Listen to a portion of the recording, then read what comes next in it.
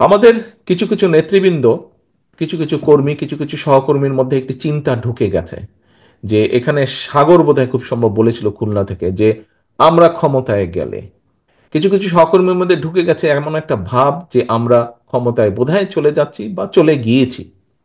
সহকর্মীবৃন্দ, আপনাদের সকলকে আমি অনুরোধ করব, একই সাথে আপনাদের সকলকে আমি দৃঢ়ভাবে বলবো, আমরা ক্ষমতায় যাইনি। আমরা ক্ষমতায় যাব কিনা আমরা জানি না। তখনই আমরা ক্ষমতায় যেতে পারবো যখন আমরা বাংলাদেশের জনগণের সমর্থন পাবো। কাজেই জনগণের সমর্থন পাবো। এখন জনগণের সমর্থন আমাদেরকে আদায় করতে হবে। জনগণের সমর্থন যদি আদায় করতে হয়, এখানে আপনারা আজকে যারা উপস্থিত আছেন, আপনাদের সকলকে কিন্তু আমরা এখানে আজকে আমন্ত্রণ জানিয়েছি একজন নেতা হিসাবে। হতে পারেন আপনি একজন জেলার নেতা, হতে পারেন উপজেলা, বা হতে পারেন ইউনিয়ন পর্যায়ের নেতা, কিন্তু আপনি নেতা বলেই কিন্তু আজকে এখানে আপনাকে দাওয়াত দেওয়া হয়েছে।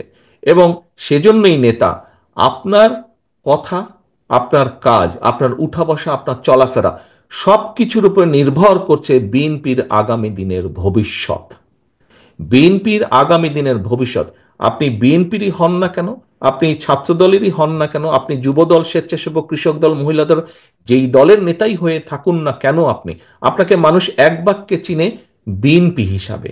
কাজেই আমাদের আগামী দিনের আমাদের সকল কিছু এমন হতে হবে যাতে জনগণের সমর্থন আপনার প্রতি থাকে, যাতে জনগণের সমর্থন দলের প্রতি থাকে। নেতৃবৃন্দ, এইটা যদি আপনি চিন্তা করেন, আচ্ছা ঠিক আছে, তারেক রহমান কিভাবে বলবে সেটা তারেক রহমান কিছু একটা বলে টলে সামলে নিবে। আচ্ছা ঠিক আছে, দলের মহাসচিব মির্জা আলমগীর উনি এটা বলে সামলে নিবে, ওনারা দেখবে। এই ছোটখাটো বিষয় এগুলা যদি কেউ কিছু করে, এগুলা কে নজরে দেয়? নো, এটা খুব ভুল ধারণা। দায়িত্ব আমার একার না, দায়িত্ব স্থায়ী কমিটির সদস্য সকলের একার না, দায়িত্ব আমাদের সকলের। এই দলকে রক্ষা করা, এই দলকে সামনে নিয়ে যাওয়ার, রক্ষা করার দায়িত্ব সকলের। আমি কেন্দ্রে আছি, আমি কেন্দ্র থেকে আমার দায়িত্ব পালন করব। আপনি উপজেলা লেভেল, জেলা লেভেল বা ইউনিয়ন লেভেলে আছেন, সেখানে আপনি একজন নেতা হিসাবে আছেন। আপনি যেই মূল দল সহ যেই অঙ্গ সহযোগী সংগঠনই হন না কেন, আপনাকে আপনার দায়িত্ব পালন করতে হবে।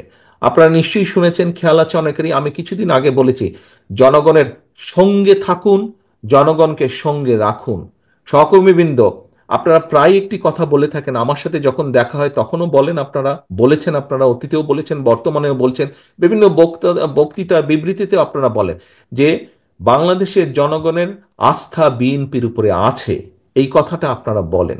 প্রিয় সহকর্মীবৃন্দ, এই আস্থাটা ধরে রাখা কিন্তু অনেক কঠিন ব্যাপার।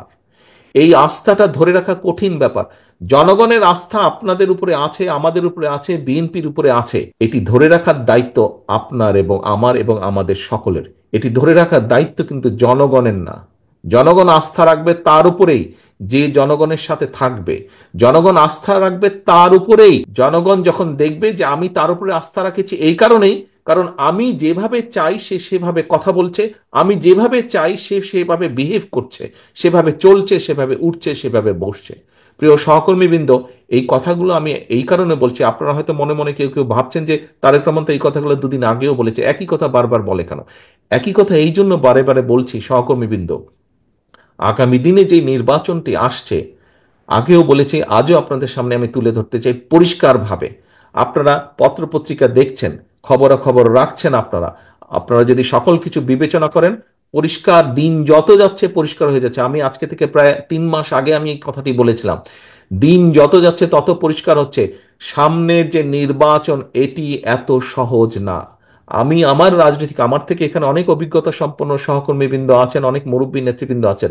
আমি আমার যতটুকু রাজনৈতিক অভিজ্ঞতা গত 30-35 বছরের, এই অভিজ্ঞতার আলোকে আমার কাছে মনে হচ্ছে সামনের যে নির্বাচন আমরা ফেস করতে যাব, হতে পারে আমাদের একটি প্রধান প্রতিপক্ষ অনেক দুর্বল হয়ে গেছে।